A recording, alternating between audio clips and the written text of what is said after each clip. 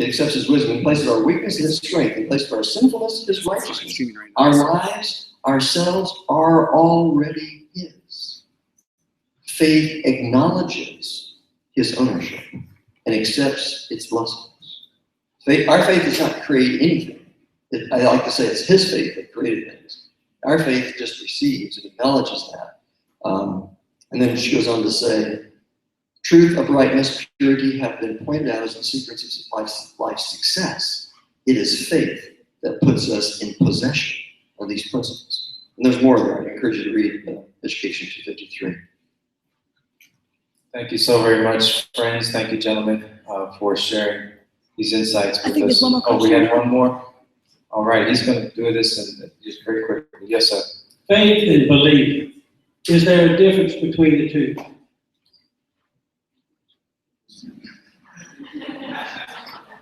No.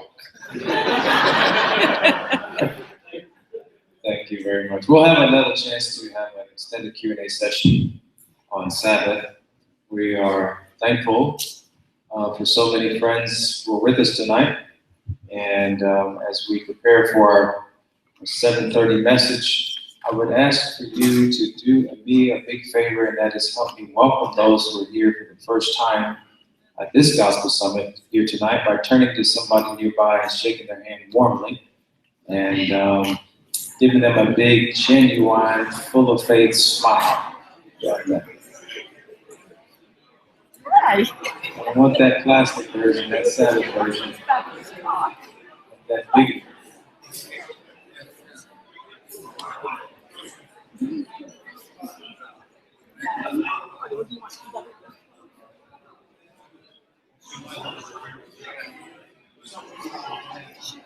Okay, I forgot you.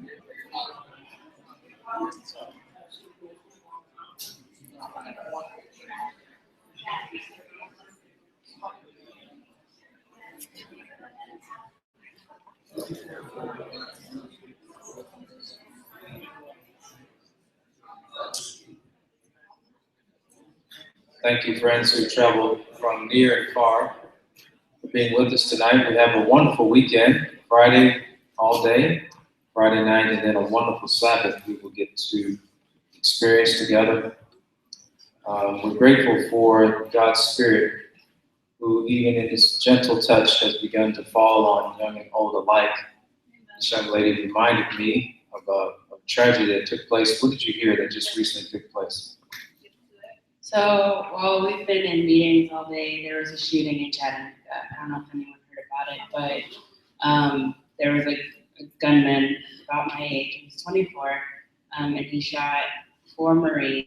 They all died. 2 others got wounded, and then he killed himself. So there's been a whole bunch of tragedy going on just down the street from us. So I thought that we should take the time to pray for the victims and everyone who's involved in that situation. Thank you, sis. And I feel all of us, I assume all of us feel that would be most appropriate. Would you agree? And so while God is working, Satan is diabolical and relentless, and we must press the battle to the gates. And so I'm going to ask if one of our prayer warriors would just come and lead us in a brief but earnest appeal to heaven to continue to hold back the winds of strife. They are starting to blow through the fingers of the angels. It cannot be held much, much longer, it appears to me. And so let us pray for our city, pray for the families that suffered the loss, pray for our country that seems to be spiraling out of control. And in this room, we're discussing the only answer to America and the world's problem, and that is Christ and his righteousness alone. And so as one or two of our prayer warriors will come and just lead us in a prayerful appeal to God to be with us and to help bring this pain called Hurt's history to an end by hastening his coming. Bow your heads, please. Dear Father, as we get this latest news of this devil's work, you need to look up and see that you're still on that throne. and that you will make every tragedy a triumph through your Holy Spirit to those who turn to you. And we pray for the victims, the families of these Marines that have died beyond their control, and their role to keep us safe. They have given their lives for us. Let that teach us how to appreciate more the way you've given your life for us. Please be with their families. Please be with their children. Please help them know that they felt their fathers died for a greater good for their brothers. As we've come here to dwell in your presence and to just soak up your spirit, we pray that you'll pour out that spirit on those families. And on the grieving ones in Chattanooga, on the fearful ones in Chattanooga. That you'll make this great tragedy an opening to your kingdom for many, many people. I pray that you'll come tonight and bless our speaker with extra power and fire because of what you've done in this city and trying to destroy your work here. And I pray that you'll give us all hearts that are open and listening instead of just minds that are dull. And know that you can answer these simple prayers because they're done in the name of Jesus.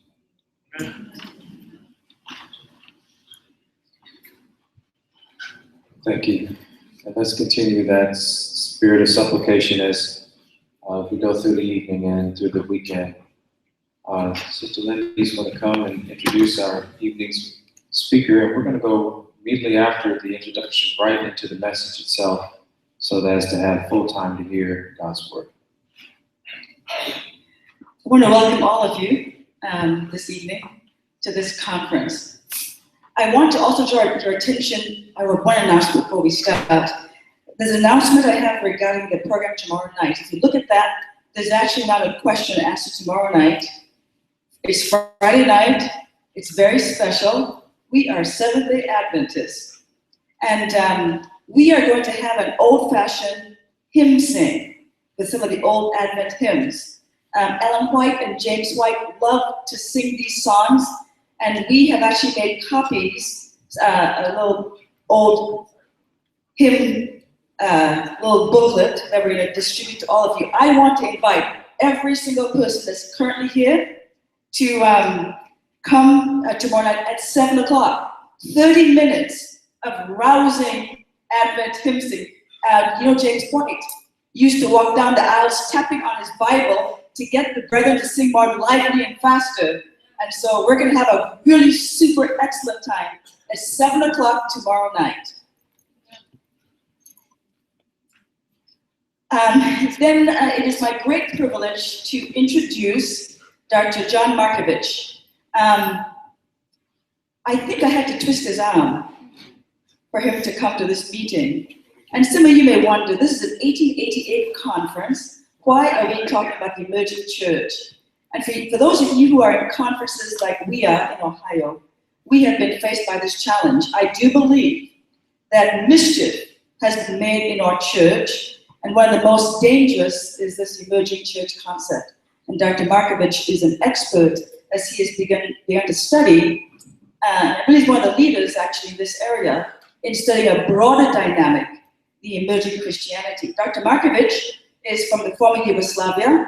Actually, Serbia is his home. He came here in 1969, went to Andrews University, did his undergraduate in theology at Andrews. Then he went to Bowling Green State University in the great state of Ohio and obtained both his master's degree and his doctorate in modern European history and church history.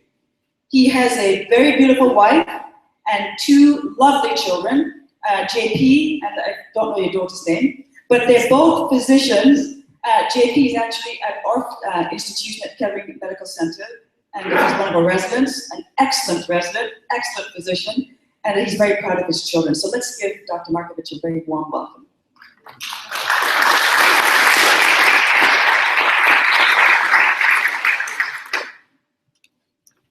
Well, thank you very much. I am privileged and I'm glad to be here. And tonight I will give you a presentation about origin, nature, history and why it matters to study this phenomenon that people talk about it, titled The Emerging or Emergent Church. I assume that perhaps I really don't know how many of you know anything about the emerging church, and I assume that some of you probably never heard of it. That's usually the case in the audience. So I really don't know this audience. I'm told that you're basically professionals.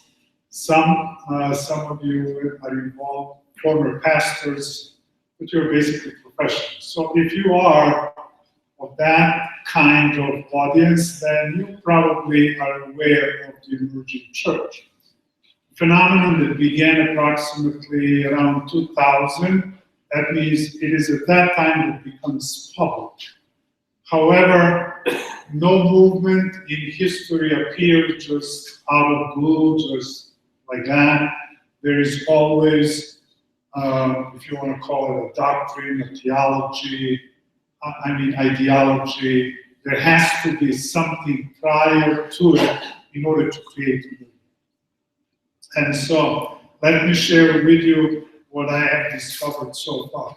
First 4 or 5 slides are basically kind of introduction, a little warning on my part to you, and then I have approximately almost 50 slides, so what I will do is I will hold or stick to my slides. Otherwise, if I begin to comment on individual slides, which I will probably here and there, I may end up talking to you for several hours. So the emerging or emergent church phenomenon is a complex. It's perplexing, and it's a very sensitive subject. I hope this presentation will help you better understand the complexities of this new development. There is more to the emerging church than what appears to the eye. The leading emergents speak of this, quote, big picture as emergence Christianity. I have mixed feelings about the emergence of this development. On one hand, emergence Christianity is misleading millions away from the truth found in the scriptures and from Jesus Christ. For that, I am greatly disturbed, especially for the youth who are searching for deeper spirituality with God. Why with the youth? Well, I am a teacher. I work with college-age students. And honestly, I am somewhat, at times, tired with my own generation, because it seems to me that old folks still fight their old battles, and they're set in their ways and they're not willing to learn. So I kind of, in a way, sometimes give up. That's why I'm focusing on youth, young people who are still searching and looking for answers from us, older generation.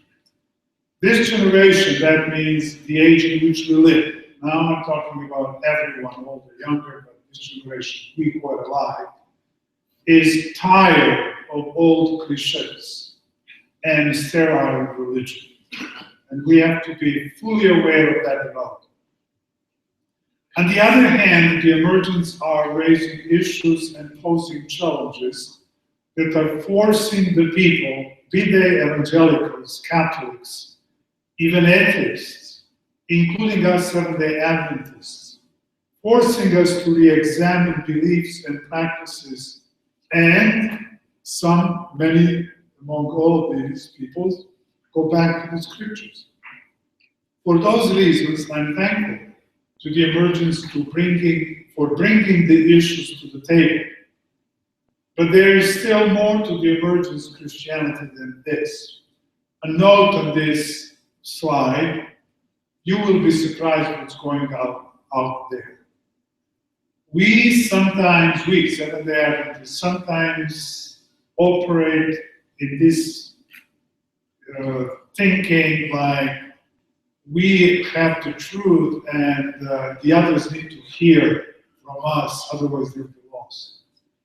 Well, we sometimes, many times, we are not living up to our task. The Holy Spirit works His own ways, and there are a lot of people out there who are going into the scriptures and dealing with issues.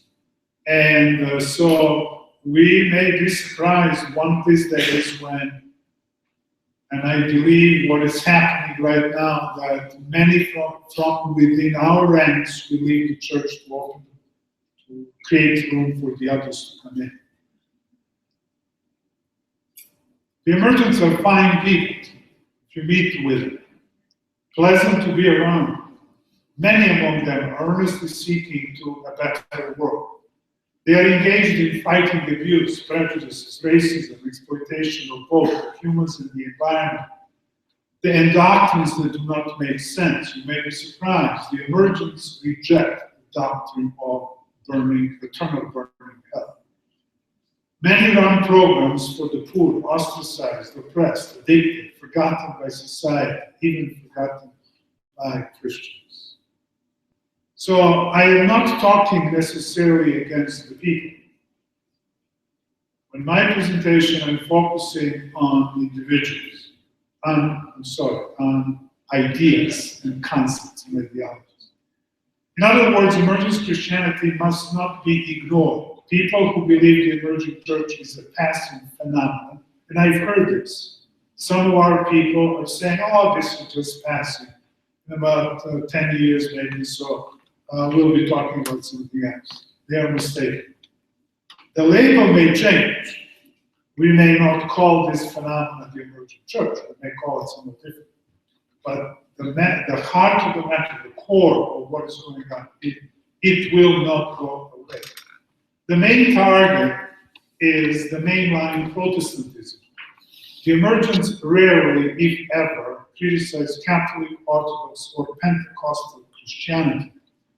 By making this statement, I'm already introducing to you the idea.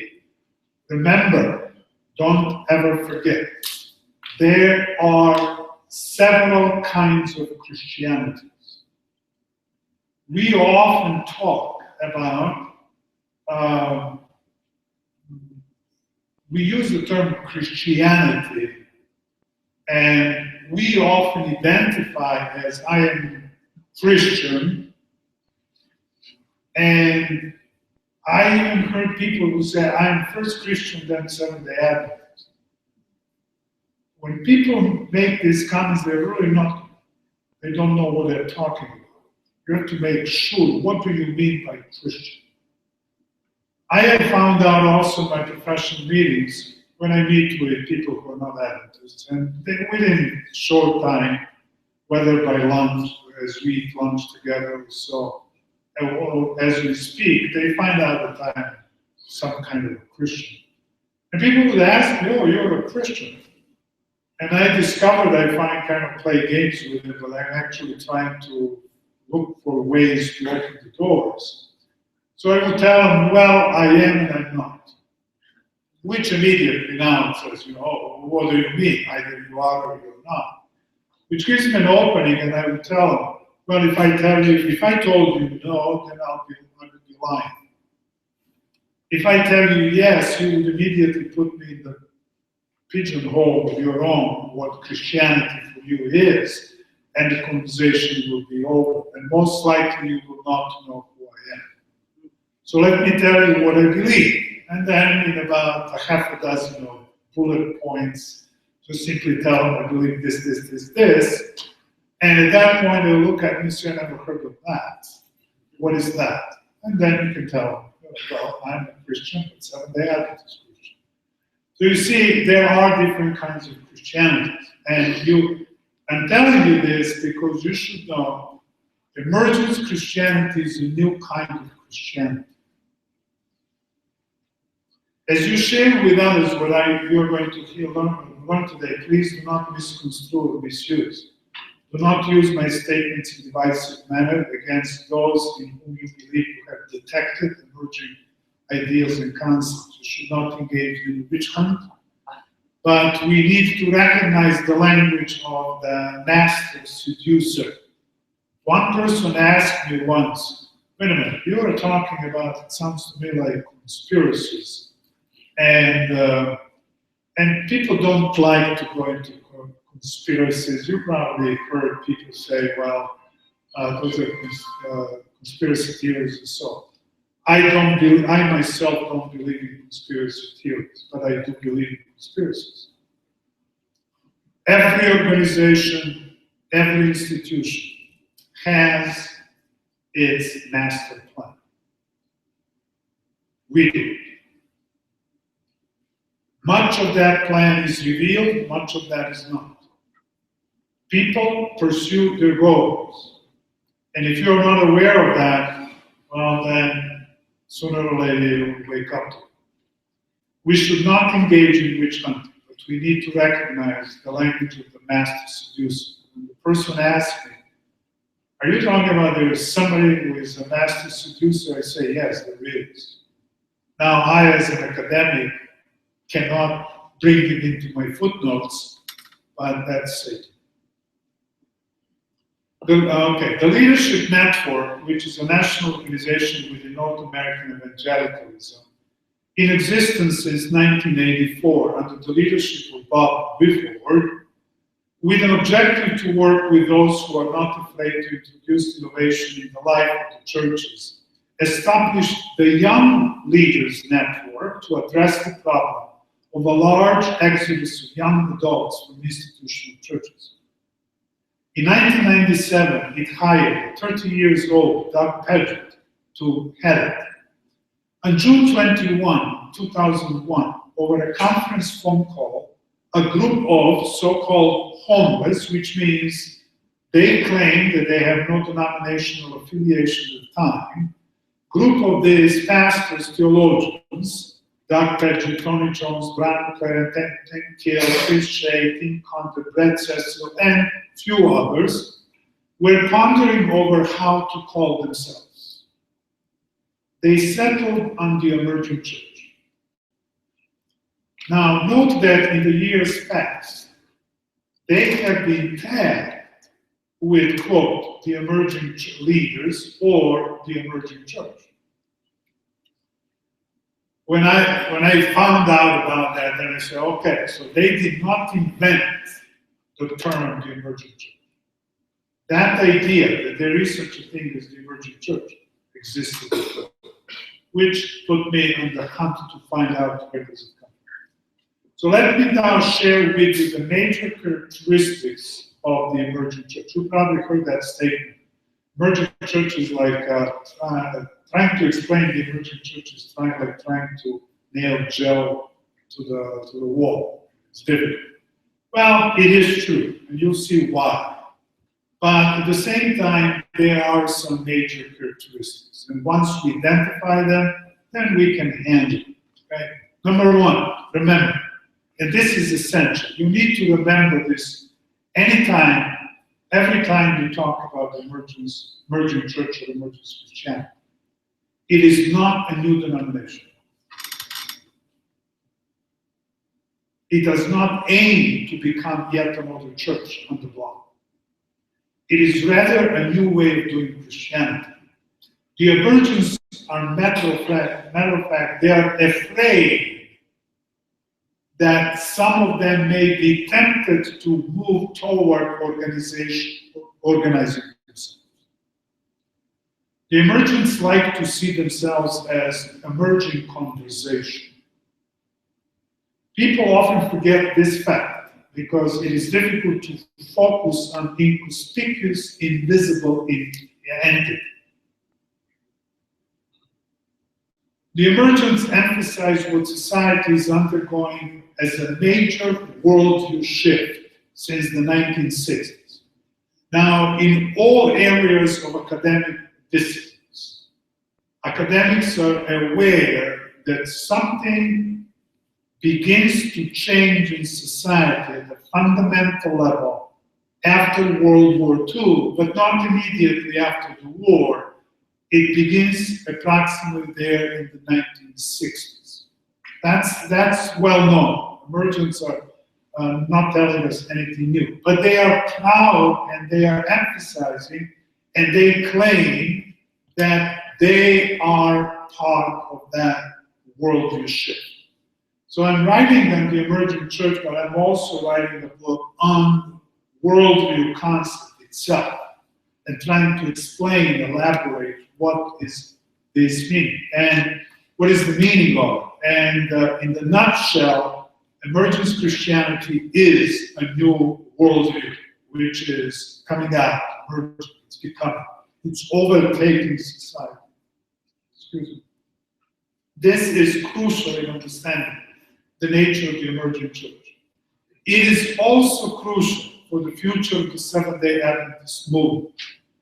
As a historian, I can say that I am afraid that we as the church, I mean as a whole, have somehow missed that shift that begins to take place in the 1960s. The emergents base their legitimacy on this historical reality that are monumental, and they use these terms, tectonic. That's a powerful adjective. Tectonic, epochal, major worldview shift.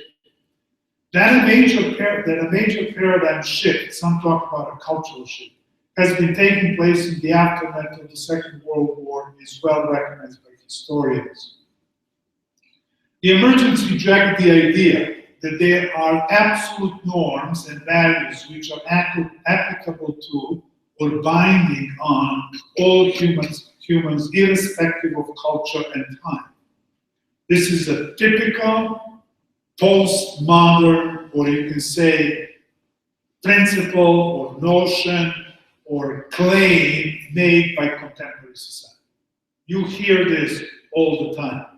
And unfortunately, a large number of our Adventist youth hold to this, which is unfortunate.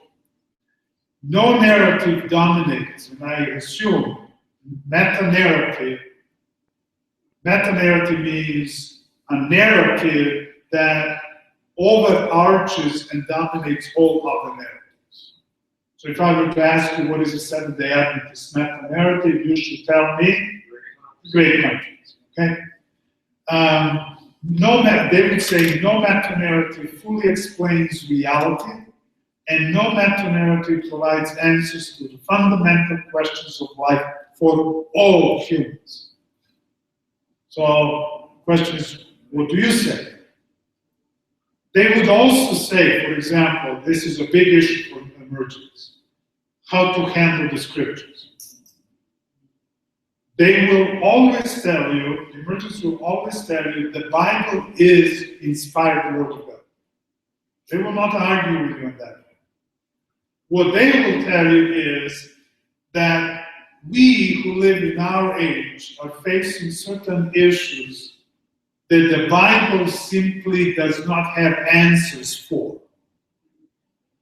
To which I reply to them, and I'm arguing, that is not true, because the Bible has answers even for this generation.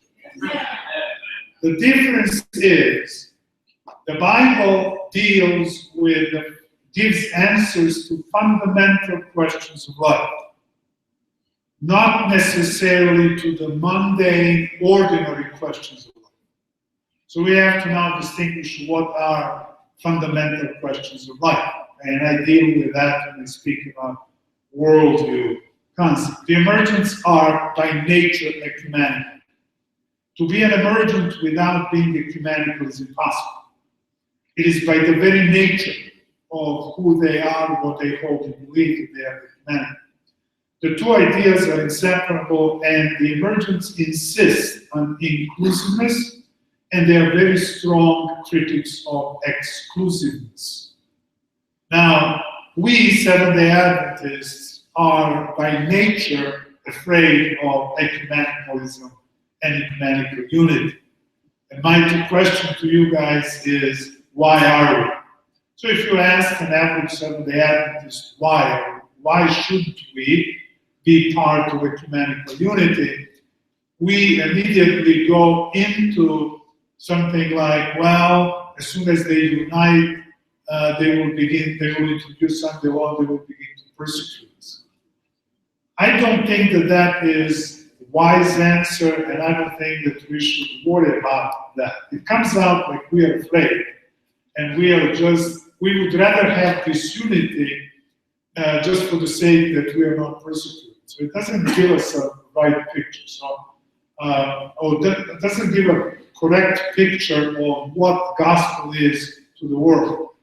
So let me tell you the reason why we should not be. There is an unwritten rule among the ecumenicalists, and it is understood by everyone. Quote, "Come join the ecumenical community. Let us work together toward the betterment of society." There is nothing wrong with it. Let us talk about ideas, beliefs, projects that bring us together. There's nothing wrong with it. Let us not talk about ideas, beliefs, and projects that divide us. Well, that is where the problem is. How can we not talk about certain beliefs? The second coming, which they are not that much enthusiastic about, most of them who emerged fully, I like to use that term, and they don't believe in it, they think it's a ridiculous idea. How can we not talk about the second coming? How can we not talk about the Sabbath? And the emergents talk about the Sabbath a lot. But which day is the Sabbath? That is what they don't want to do. So you see, that is the rule. That is what really keeps us out. Yes, we can join them, but they don't want us to bring up the things or issues that differentiate between us. Unity is divine. Somebody mentions Tony Palmer this morning. He used this line, "Unity is divine, divisiveness is demonic," which is misleading, it's not true. Doctrines are divisive, thus the emergents shun them. The emergents insist worship should be intentionally experiential through all five senses and participatory. All members of the audience should be involved. Now, this is an area where we Seventh-day Adventists need to do something about. Our worships, and some of you are probably, you attend some of the churches, which are usually small, and our young people simply leave the church because the worship is literally sterile. So we need to do something about it. And you'll see later where we have to be careful. Spirituality is stressed at the expense of religiosity. See, that's divine. My response to them is, how can you be religious without being spiritual? How can you be spiritual without religious? It just doesn't make sense. So these are code terms. Spirituality is actually a code term. You know what that means? That means you use a certain term in a certain way, rhetorically, to achieve certain objectives without telling the audience the full truth, what your objectives are. So that's called language. The innovative worship style is the most attractive feature of the emerging church. It is also the contact point with the public. Conditioned by video audio technology, easily bored with the routines of life, and guided by feelings. This is a generation of feelings. Listen to people, listen to young people. My students, more and more, instead of telling me, I believe, if I would ask them something, they would say, instead of telling me, I believe, they would say, I feel. What do you mean, you feel? I'm not asking how you feel, I'm asking you, what do you know? What do you believe? You see, that is the time in which we live. It's the spirit of the time. So, feelings. People seek always something new, something experiential. For example, compare a typical Protestant worship. Have you ever attended Catholic worship? Have you attended Orthodox worship? Have you attended Pentecostal worship? In all these, you walk in, you walk out. All of your five senses were involved. Now look at a Protestant, bare walls.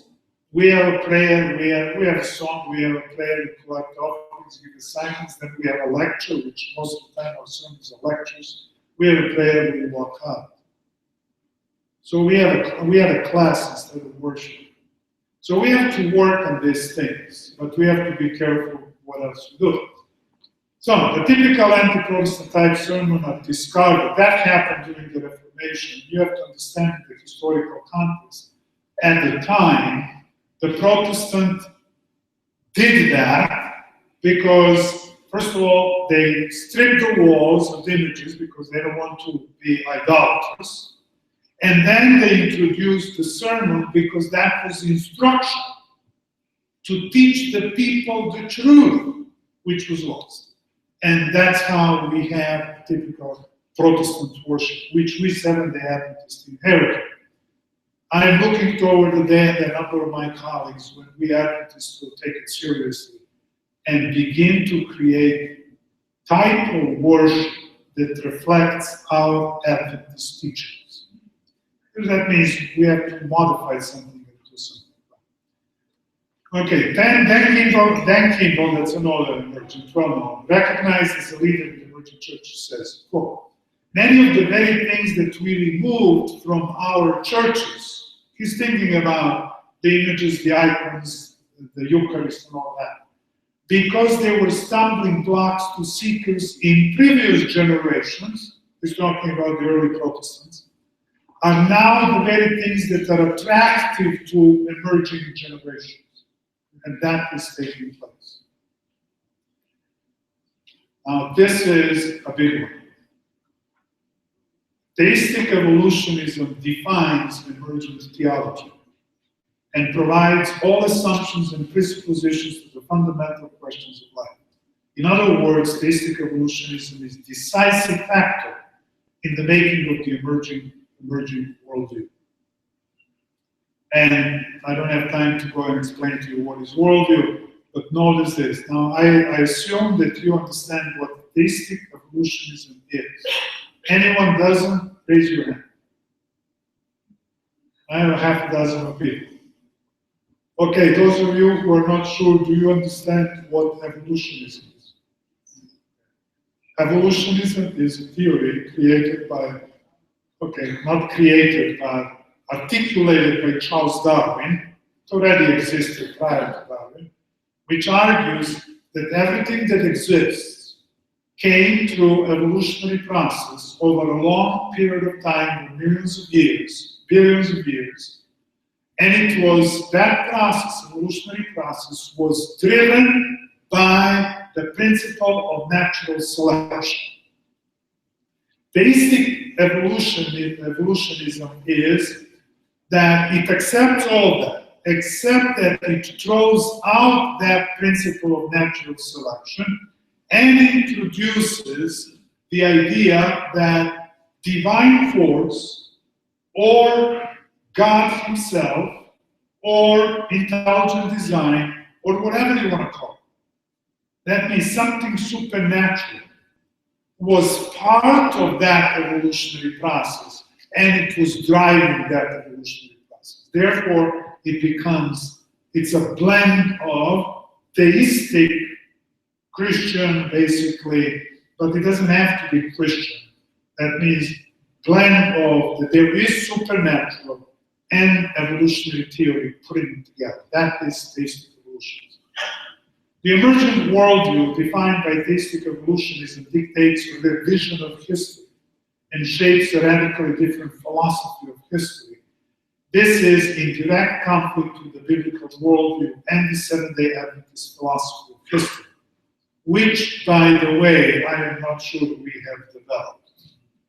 There are only several of Seventh-day Adventists, basically historians, who went into this area and wrote very little.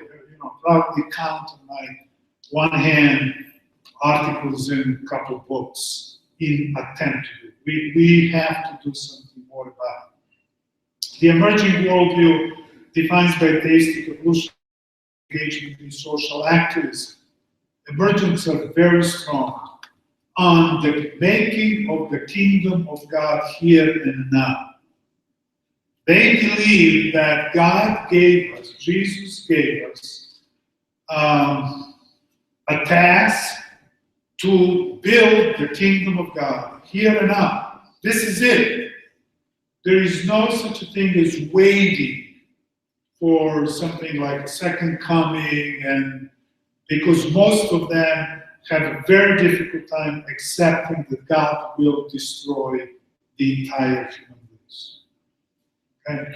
By the way, we just listened today to the Century Doctor. When I talked with some of the emergents and I asked them, tell me what are the major issues that you're struggling with? One of the list, as a matter of fact, in the top 3, one of them was the question of atonement. They cannot discard it. The atonement is there. You cannot talk about Jesus and Christianity and ignore atonement. But their teachings and doctrines of the atonement, they are struggling with it because they have very difficult time accepting the penal substitution theory of atonement. They are the most comfortable with moral theory. You can understand why. But they are coming up with a new one, and there is the atonement in praxis. This is the newest, created by I forgot his first name, McKnight. Pardon? No, it's not McAllister, it's McKnight. There is a book called A Community Called the Atonement, something like that. I'll chase it down. It's a very important book. And he articulated in the best possible way the emergent idea of the atonement. So it's the newest theory that came out. It's called the atonement in praxis. Pardon me? You got it. Thank you, Scott. Thank you very much. So when you talk with them and you encounter, or you hear about this, kingdom here, kingdom of God here and now, that is where it comes from. Okay? Several statements caught my attention, one of them being Tony Jones' report that the original founders of the emerging church had been tagged by others as the emerging leaders in the emerging church well before 2001. The remark tells us that the idea of the emerging church existed before 2001. I pursued the leads and discovered, matter of fact, several books with the title The Emerging Church, published before 2000. For example, in June 1968, Roland Wilkins and William Cult, with the special assistance of Dr. Raymond Schmuck, published a paperback in 2 volumes titled The Emerging Church. Notice, with the imprimatur and nihil obstat. You know what that means? You don't know what that means? When Catholic authors write a book and they want it to be approved by the Catholic authorities, they seek from an archbishop or a cardinal or a special office approval. And so when you have a title page and you turn it over, and the back of the title page, usually where you have a copyright and all that, there is always this imprimatur or nihil obstat, or both, which means that the Catholic Church affirms, the authorities of church affirm that the content of what is in the book does not contain heresies and false teachings. That's what it means. So this particular volume was approved by the authorities of the Catholic Church.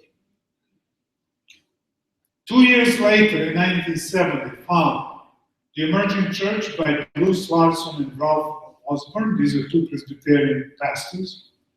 That's 1970. In 1971, a small booklet, Emerging Church by a Pentecostal Maxwell White. 1980, by John Carr, Scottish Presbyterian minister, The Emerging Church. Basically a commentary on the book of Ephesians. Johann Baptist Metz, 1981, published a book in German, which was translated as The Emerging Church title. Again, Ronald Wilkins revised his Emerging Church and republished in 1981. In 1993, Dan Scott, former Pentecostal, who left Pentecostalism and became emergent, he published a book, The Emerging American Church. And then Dennis Doyle, in 1992, a Catholic theologian who used to teach at that time University of Dayton, or University of Cincinnati, and the Church Emerging from Vatican II. There's also a book published in 1964, during the Second Vatican Council by Michael Nova, but this one was titled The Open Church, very good book. Hans Küng published The Living Church, very much in the same spirit, but just the title is different. And F. Dulles, in 1977, published the book Resilient Church, again, in 1977, approximately 10 years after the closing of the Second Vatican Council. And in this volume, he's trying to reassess whether the church, meaning the Catholic Church and the Church at large, is keeping up with the spirit of the Second Vatican Council. Now, this particular book, The Emerging Church that I mentioned first, published in 1968, it speaks of the Catholic Church and the Church at large, that means capital C, all Christians, as the emerging church. Okay. Now, these are the pictures of all the books. The top left, those are two volumes, and then you have all the others. Now, this leads me to the Second Vatican Council. Those who elected Angelo Giuseppe Roncalli, the Pope, on October 28, 1958, did not expect him to make radical moves. He was in age, almost 77, and the cardinals most likely chose him because he was liked by many. 3 months after his election in January 1959, John XXIII announced his intent to convene a council. Everyone in Rome was surprised. There was no apparent need for a council. His further codification that the council would be called the Second Vatican Council clearly began to make the conservatives even more apprehensive.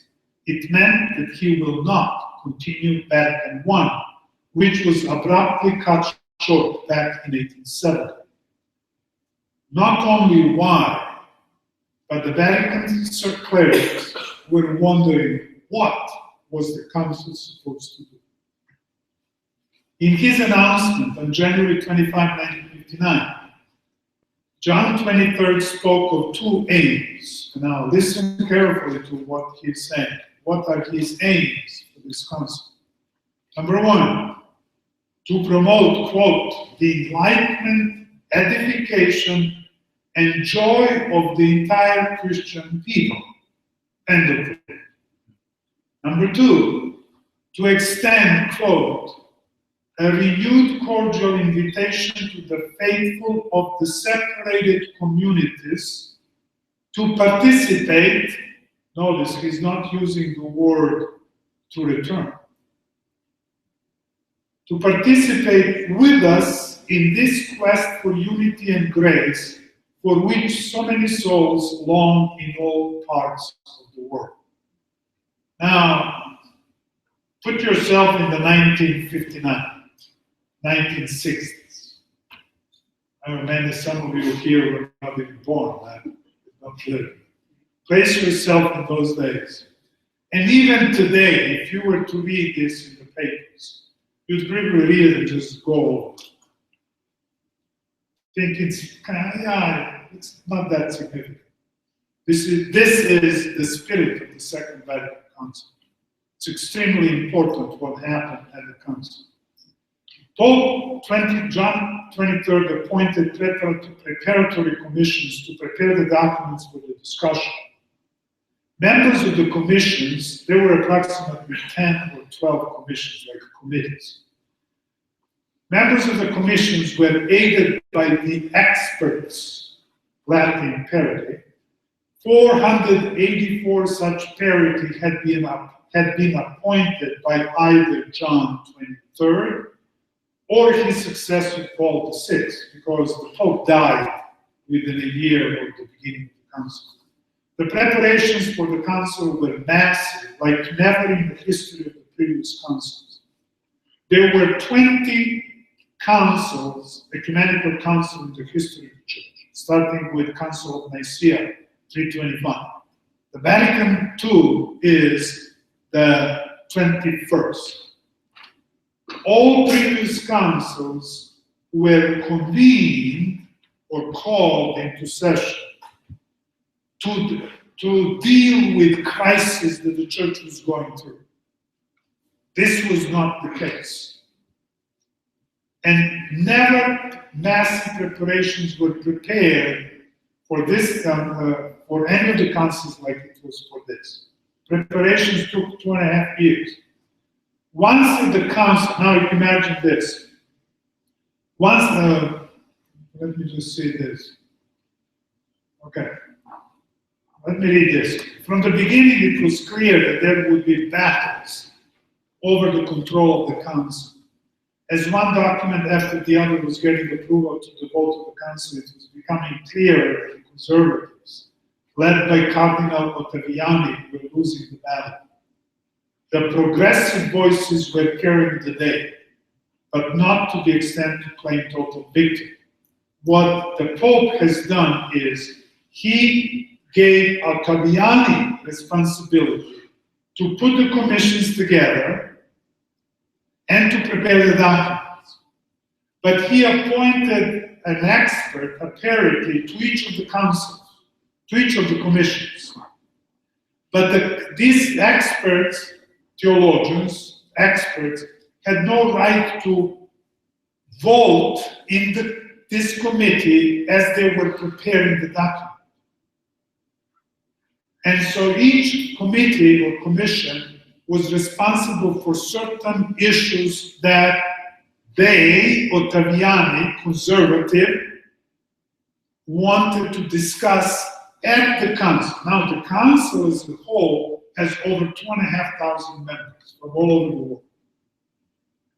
And these experts, parity, they attended the meeting and they had right to speak at the meeting, at the council, and they were well known by all these bishops and cardinals and priests and delegates who came from all over the world. So the experts knew what was going on in the commission. The documents would come before the council. The council would discuss the documents, and every single document, some more, some less, every single document was sent back to the commission to be reworked and then sent back to the council until the council would approve it. In other words, John 23rd gave the conservatives right to organize themselves, giving them feeling that they are in charge. But actually it was the council where the experts carried the council and forced the rewriting of the documents. So when the council was over and 16 documents were written, they were reflecting the spirit of the progressives, not the spirit of the Catholic conservatives. So he passed, John 23rd passed on June 1963. He was succeeded by Montini, who took the name Paul VI. Whereas Roncalli was an outsider, Montini was an insider, and they hoped that Paul VI will end the council, but he did not. He was in any way sympathetic to these progressives, who are known also as the New Theology groups. My friends, it is only now, within the last decade, that more and more scholars are beginning to pay attention to this group of so-called New Theology group. Who are these people? And only now, in the last 20, 25, since 2000 and now in the last 15 years, there are more and more scholars who are recognizing that the Second Vatican Council, which happened in the middle of 20th century, actually is the council for the 21st century. So now, okay, already there. Matter of fact, the battle for the Catholic soul in Christianity, if I may use such phrases, continues to our days. Scholars agree that the work of the council did not end with the closing of 1965. It merely set a tone and indicated a direction for the future of the church. I don't have time to show you how significant the council is. What the church, I'll say this, I'll come later. Okay, let's skip this because time is running out. Three broad themes define the council. The aggiornamento, that's an Italian word. And it simply means updating or modernizing the church. I will explain that in a moment what that means. Ressourcement, that's a French term. And it actually means going back to the original sources. Basically means the early Middle Ages or patristic literature. And then development of the doctrine, that's an English term, obviously, and it was borrowed from a well-known Catholic cardinal. It means unfolding the doctrine's equivalent. We use that term, development of doctrine. Think in terms of evolutionary process. In other words, even the doctrines and teachings of the church go through an evolutionary process. That is the idea. Aggiornamento, or updating or modernizing the church, means renewing the faith, calling the people to holiness, changing the image of the church. Ever since the Reformation started, for 400 years, the Catholics and the Protestants were arguing, shooting arrows at each other, and then secularism, scientism, and all the other, industrialization, modernism, the Enlightenment, I can go on and on. All these forces, and then the French Revolution and some of the events, all of these developments and forces were estranging the church away from society.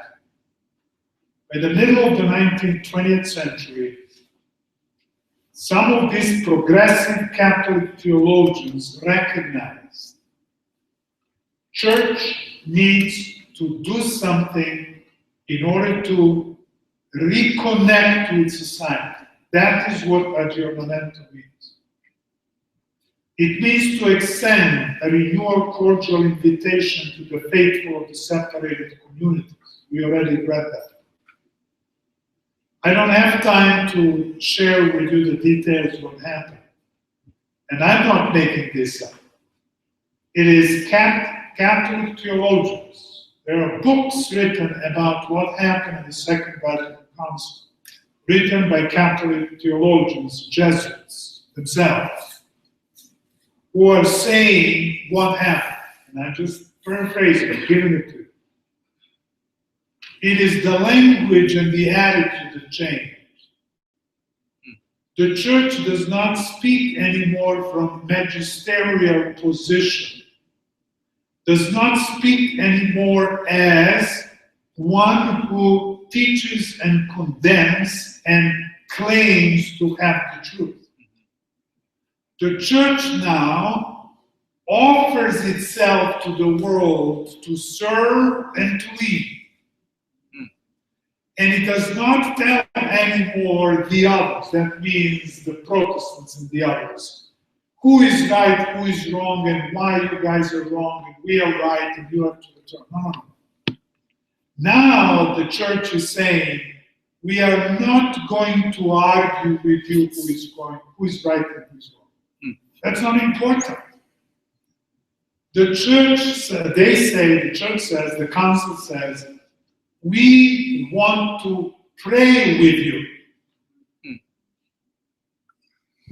Please pray for us, join us, let us pray together. And the idea is, those who pray together, those who read the Bible and study doctrines, they argue.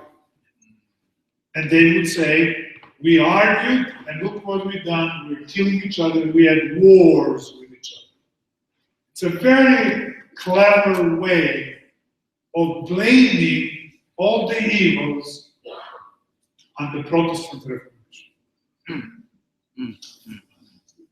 It is the study of the scriptures which brings all the problems. That's the basic message. And at the same time, the church is calling people to holiness. Now, if I were to ask you, okay, what are the important decisions that Vatican II brought about? People would usually say, oh yeah, they allowed the Catholics to read the Bible, and they can even read Protestant Bibles. In other words, the church opened. Well, that's true. But at the same time, the church is introducing and beginning to popularize spiritual disciplines, which show people how to contemplate and meditate in order to seek the presence of God, which is a shortcut, much easier, much faster than studying the Bible. And of course, you also have spiritual disciplines like lectio, which is teaching you how to read the Bible in order to reach, achieve, acquire, or experience this presence of God. And I will talk on Saturday afternoon more along spirituality, spiritual disciplines, and that stuff. That reflects more what this conference is going on. Ressourcement means going back to the, as I said, Middle Ages teachings of the patristic fathers. If you read the emergent literature, notice that major themes and doctrines of medieval theology are being popularized today. And also the spiritual heroes to be imitated are none others but medieval mystics. I just named a few, but the list is long. One of the books which has really penetrated all Protestant churches, including us Adventists, is by Richard Foster, Celebration of Disciplines. But if you carefully, and he's a Quaker, and Quakers are people, those Protestants who, after the Protestant Reformation, instead of following this rational path in understanding scriptures and nature, whatever, or taking that pietist, that means you read and you live according to it, approach like Lutherans, you have this third path, which is more like spiritualism, like to contemplate, to meditate. George Fox, the founder of the Quakers, like sitting down and can sit there for hours waiting for the Spirit to tell him something so that he can say something. And Quakers, it is interesting that Richard Foster and some of his friends, Quakers, came up with this literature. But if you follow Richard Foster's development, and you go through all of his works, and you see the most latest ones, The Celebration of Disciplines was published in the 1970s. That's quite a long time ago. You will see where he goes and what is his objectives. He's popularizing mysticism. Development of doctrine. This phrase is borrowed from the work of John Henry Newman, an Anglican scholar who converted to Catholicism. He converted to Catholicism right there, 1843, 44, 45, right at that period of time. He published a book, Essay on the Development of Christian Doctrine. This is the beginning. Actually, there were some works prior to him, but beginning of what we would begin to call theistic evolutionism. Another individual, which is very important, it is that first work that I mentioned earlier, in a published 1968 titled The Emerging Church.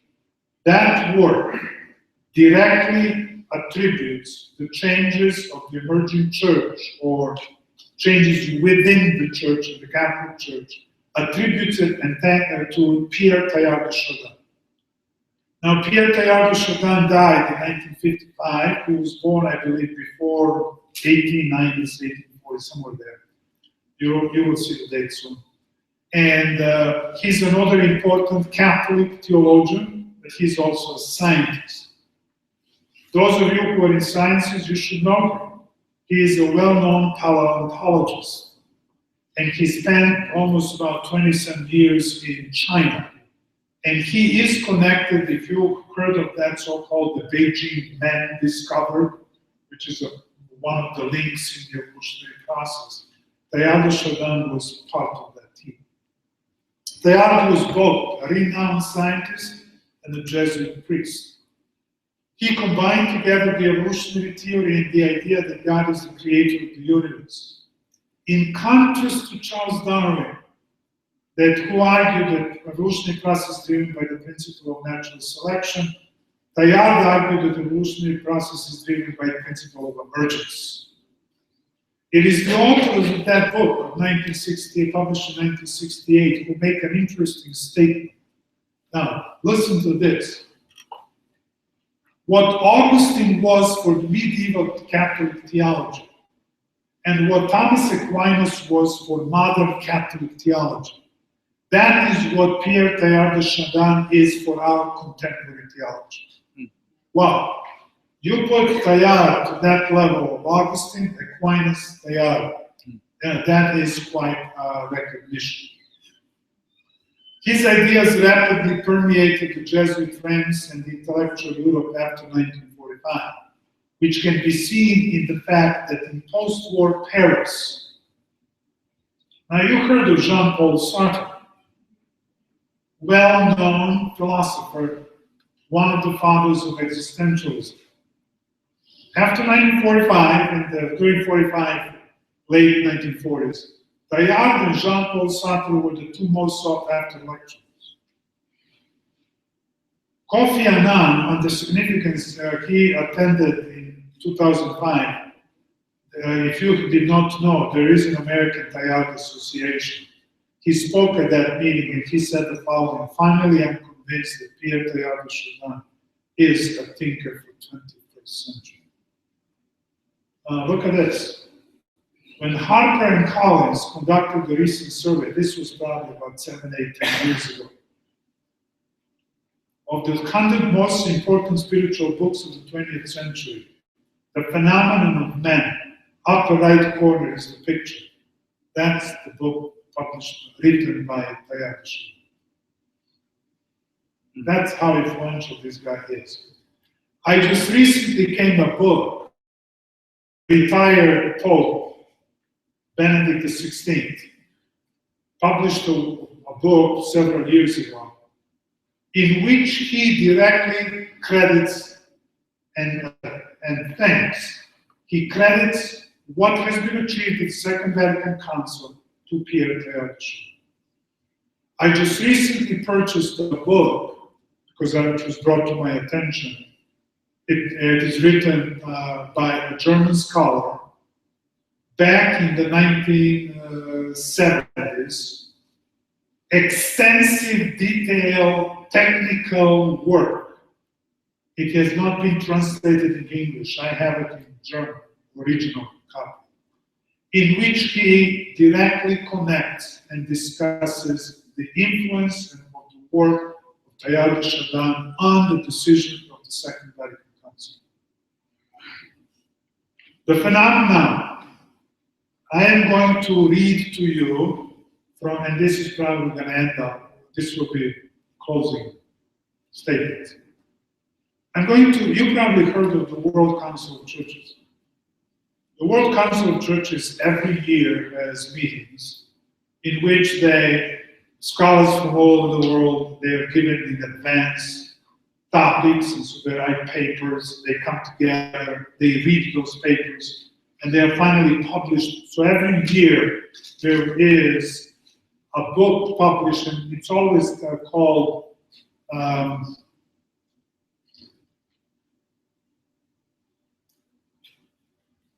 I'm sorry. New Directions in Faith and Order. And I skipped here, I got a little confused, so you'll have to. Okay. Now I'm discussing still Teilhard de Chardin's book. The Phenomenon of Man, his most influential work, which he completed before he returned to France from China in 1946, but published only after his death in 1955. It was published after his death because the conservative Curia in the Vatican prohibited Teilhard to publish his books on theology and articles on theology. Matter of fact, they prohibited him to teach in universities in Paris because of his controversial ideas. They did not know what to do with his works. Because most of these conservatives in the Vatican, they were still creationists. And they did not know what to do with his works. And so they prohibited him to teach. However, he shared his manuscripts with his friends Jesuits, who were reading and studying and so on. And as soon as he died in 1955, they published it, 3 months after his death. Since the conservative members of the church, they don't know how to handle their ideas. They did not allow, loyal and obedient to the church, Teilhard accepted the verdict, but he allowed his Jesuit friends to enjoy and share his work among themselves and to disseminate his ideas to others. Teilhard's theistic evolutionary theory overtook the scholarship in a very short time, and it were the disciples of his thought that carried the agenda at the Second Vatican Council. And most influential theologians of the council were Karl Rahner, Yves Conrad, Marie-Dominique Chenu, Henry de Labat. All of these guys were Teilhardians, and some others. And then eventually, slowly, his ideas were percolated into the universities and the seminaries all over Europe and North America and even Australia. All of these guys were instrumental in the success of the emerging school of thought. It is known also as the Nouvelle Théologie, or New Theology. Previous Pope, Pope Pius XII, he condemned some elements of Nouvelle Theology back in the 1950s. But it is Paul the 23rd who made this turnaround. That's why I give you a little extensive history to see what was happening there. Do you understand now why, when Paul VI died, the next Pope took the name John Paul? With the indication that he will continue the policies of John XXIII and Paul VI. That means the spirit of council. He lived a month, I'm sorry. Then comes the next one who takes the name again, John Paul II. It is only Ratzinger who chose the name Benedict, which was after Benedict XV, and he chose that because Ratzinger himself was a little more conservative, kind of put a break on it, but he did nothing to reverse the trend, probably recognizing that little can be done. And also by this time, by 1980s, 1990s, the church, many Catholic theologians were beginning to recognize the value for the church in the work of Teilhard de Chardin. Because Teilhard de Chardin is bringing evolutionary theory and Christianity together, which is conducive and it's a bridge and it is comfortable for the general populace, especially educated people today. Majority of people today, an overwhelming majority of educated scholars, about educated people, they are evolutionists or theistic evolutionists. Creationists are becoming a small, extinct group. So get ready for that. Be prepared. Don't feel bad about it. It has to happen. Danny Doyle, a Catholic theologian, I already mentioned to you him.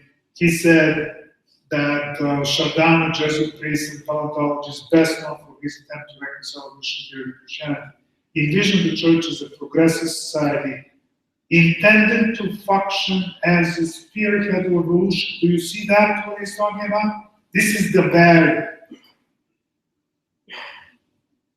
Envision the church, and this is the Catholic Church, as a progressive society intended to function as a spearhead of evolution. In other words, as a leader.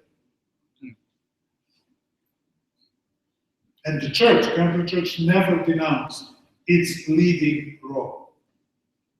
The pastoral constitution of the church in the modern world, this is the one of the four most important documents that were issued by the council. This is still Dennis Doyle. The pastoral constitution of the church in the modern world incorporated some of Chardin's basic themes by affirming the importance of Catholics working together with people of various backgrounds for the betterment of human community. Now, in this is the last one, 1967, the World Council of Churches issued there's a book, and the first chapter is titled God in Nature and History. And I will read to you the first two paragraphs, and you carefully follow the text, and you will see how it is theistic evolutionism, and also it is very much prompted by the writings of Teilhard de Chardin, without mentioning Teilhard. Quote, this is how the article begins. Without any deliberate choice on his part, modern man has entered into new experience and understanding of nature and history.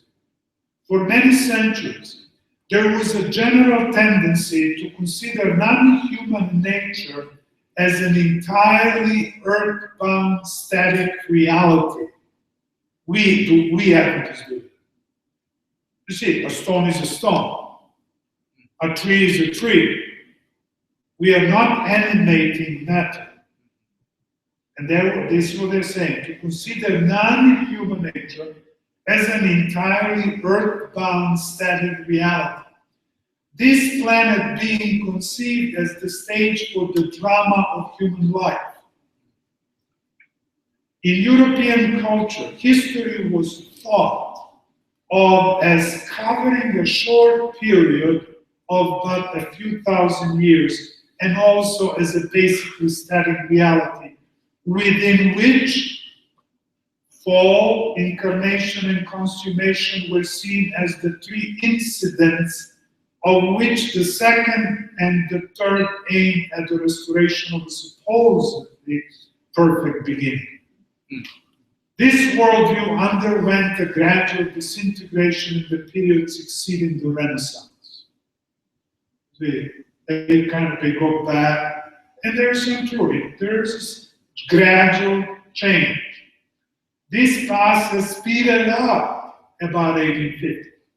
Now, since 1950, the quick destruction of its last remnants has become manifest, as it has given way to a radically new and dynamic concept of nature and history. For modern men, The nature is thus no longer a static, geocentric, limited entity, but a process in an indeterminate space and an almost endless time. The Earth is a tiny satellite of a little star in one of the many galaxies discovered by terrestrial telescopes. The process of development of this Earth, that's evolution, began about 4 billion years ago. That process went on through all kinds of events in a checkered career as matter, then life, and then conscious life came to be, through ever higher and more complex unities, characterized by a gradually increasing possibility of freedom until about 2 or 1 billion years ago, the phenomenon of man emerged.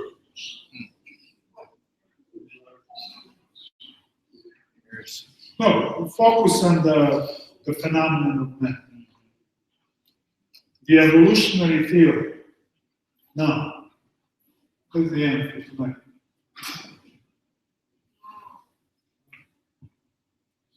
I really downloaded on you. I'm willing to entertain questions. If you have it. We can go on for maybe, I don't know how long, as long as you want to wait. If we go for more than half an hour, I'll be very tired, okay?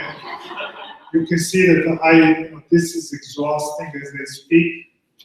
And so let's entertain your questions. I don't know those of you who are taping, how are you going to tape this? We don't have mics. And by the way, even if you tape, when it comes to questions and answers, I would appreciate it that does not go online. Does not go public. Does not go public. Because during Q&A, people do ask all kinds of questions.